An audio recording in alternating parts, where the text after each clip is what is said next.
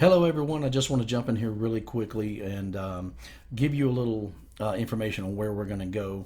I'm about a week late on releasing the next video. I got hit with some pretty nasty allergy attacks. I missed about 3 or 4 days of work. Almost completely lost my voice. It was very painful just to speak because my throat was so sore and what have you. So I'm a week behind, but I believe I've got a treat for you because I've continued researching and studying for this next video that I'm going to record.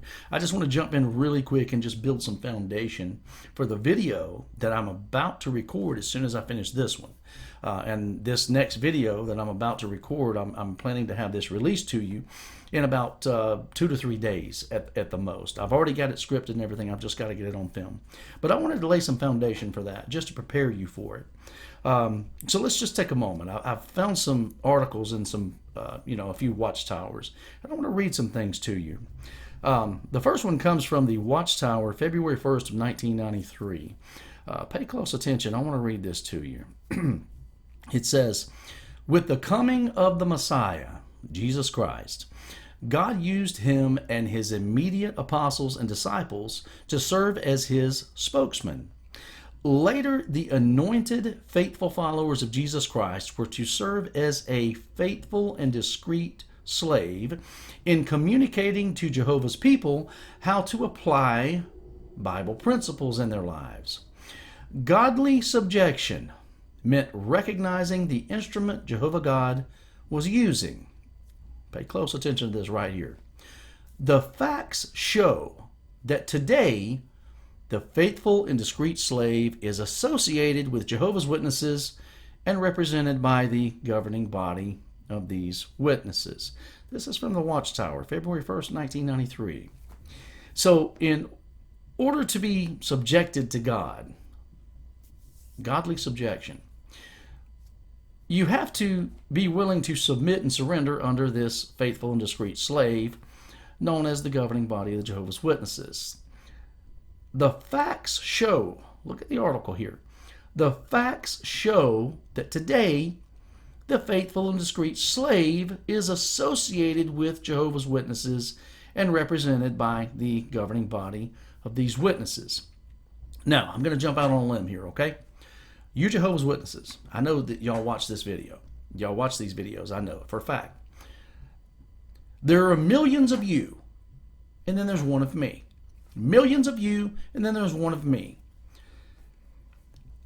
If you can show me the facts that prove beyond the shadow of a doubt, scripturally, that statement right there is true. Let's read it again. The facts show that today the faithful and discreet slave is associated with Jehovah's Witnesses and represented by the governing body of these witnesses. If you can show me the facts, biblically, prove to me beyond the shadow of a doubt, scripturally, that statement right there is true, I'll sell my home. I'll give all the proceeds to the governing body. I'll make a comeback as a Jehovah's Witness. I'll become a full-time pioneer. I'll work 12 hours a day, 7 days a week, knocking on doors, unless I'm at the Kingdom Hall, of course. I'll host book studies weekly at whatever box that my wife and I, or a cardboard box my wife and I are living in. I'll join the ministry school, and I'll give talks on Sundays, and I'll be your most outspoken advocate in regards to your religion. If you can prove to me that statement right there is scripturally true. There's millions of you. This should be an easy win for you. The governing body, they're the only ones God is communicating through. So this should be an easy win for you because surely God's going to give them the answer. So I challenge you, present those facts to me. I certainly appreciate it. I'll be waiting for your response. The next point here I want to make comes from the Watchtower dated February 15th of 1976. This is on the subject of divine rulership. The individuals who have studied cults and what have you and mind control, they, in the context of the Jehovah's Witnesses, they say that this religion has to prove or claim divine rulership in order to make their teachings more believable. So let's see what the February 15th, 1976 Watchtower has to say on this subject. It says, do we really want the rulership of God? Would not a failure to respond to direction from God through his organization really indicate a rejection of divine rulership? Okay, so they're ruling, they have divine rulership. They have the right to govern as an organization over their members. So if you don't submit to their governing as the governing body, then you are rejecting divine rulership, which means you're rejecting God. Is that not what it says? Let's move forward. As we receive each new publication through Jehovah's faithful slave class, whether we are of the anointed or of the great crowd, we see fresh facets of Jehovah's holy standards being drawn to our attention. It is by this means that we are being cleansed, and not by an increased list of reasons for disfellowshipping persons in the days to come. We are purified by our obedience to the truth, just as Peter said. You have purified your souls by your obedience to the truth. It is apparent that Jehovah's people as a group are doing this, but it is vital that individually we respond to what Jehovah is doing for us at this time. He is making us holy, just as he is holy. Did you catch that? Let's go back here just a moment. As we receive each new publication,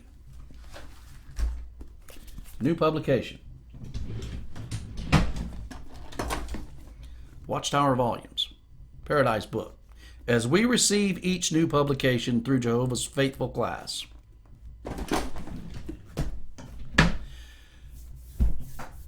whether we are of the anointed or of the great crowd, we see fresh facets of Jehovah's holy standards being drawn to our attention. It is by this means, reading these publications, that we are being cleansed, and not by an increased list of reasons for disfellowshipping persons in the days to come. We're not purifying ourselves by getting rid of apostates, people like Keith, things like that. We're not purifying ourselves like that. We are purified by our obedience to the truth, just as Peter said, you have purified your souls by your obedience to the truth. It is apparent that Jehovah's people as a group are doing this, but it is vital that individually we respond to what Jehovah is doing for us at this time. He is making us holy, just as he was holy. So now reading the publications is cleansing us. It's making us holy. Stay with me. What we want to do is image our Heavenly Father. Therefore, we must work to stay clean.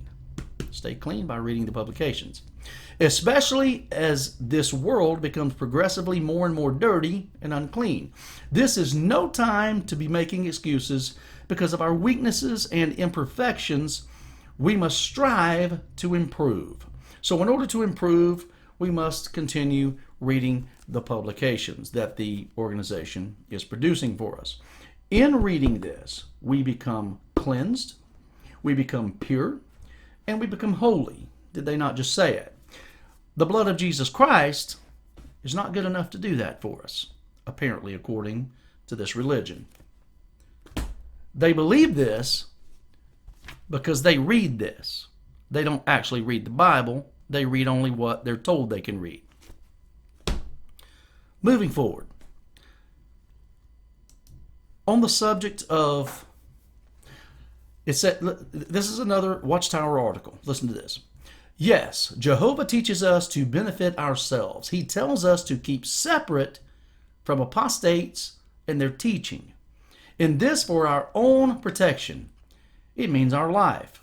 Listening to people like Keith here, it could cost you your life if you're a Jehovah's Witness. You could be destroyed at Armageddon for listening to what apostates have to say. Of course, those of us who are awake and not naive to this religion's strategies of brainwashing, we know that what that really means is that people who know more or are being awoken to the realities of this religion are a danger to this pyramid that's been put in place that's really just a money-making scheme selling books. Moving forward. listen to this one really good, because this is where I want to drive my point home. This video here is setting the foundation for what you're going to hear in the one I'm about to complete. Listen to this.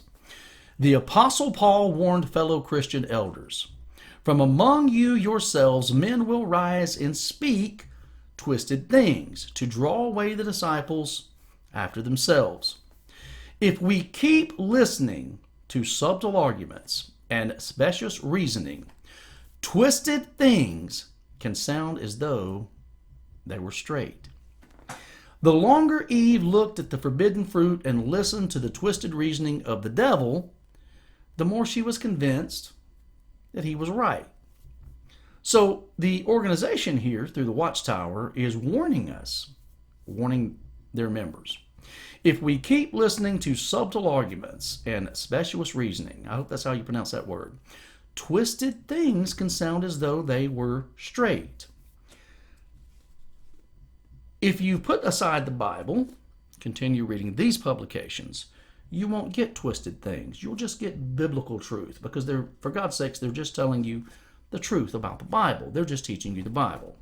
So when you decide not to listen to the apostates, and you won't listen to any other publications or any other representative who claims to be a Christian or a believer or a follower of Christ or a Bible reader, as long as you don't listen to them and continue reading these publications, you're not in danger of getting twisted things taught to you by any means, by anything.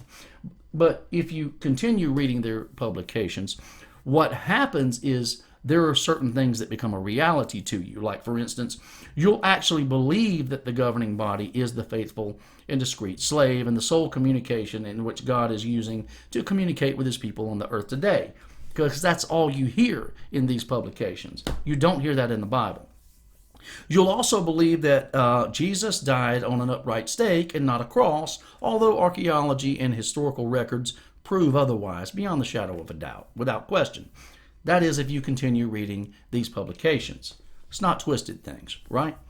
Okay, if you continue reading the publications, you will believe that you are a member of God's only true religion, his only true organization. Of course, it's not biblical, but you'll believe it if you keep reading these publications, because it's all you're hit with. It's all you ever hear. You'll also believe that the publications, these books, Watchtowers, Awake, all of this actually cleanses you, purifies you, and makes you holy. You'll actually believe that, although it's not biblical or scriptural, cannot be supported in the Bible, none whatsoever. But it can be supported in these publications, because that's all you're being subjected to. That's all you're learning from. So, on the subject of twisted things, in this video that I'm about to record just as soon as I finish this one, we're going to talk about twisted things that become reality. If you're subjected to it enough, it becomes your reality, especially when your mind is closed off and you listen to no other resources. You don't fact check anything that you're told against the Bible, because you're taught not to question the organization's authority in your life, because questioning their authority is to question God's authority.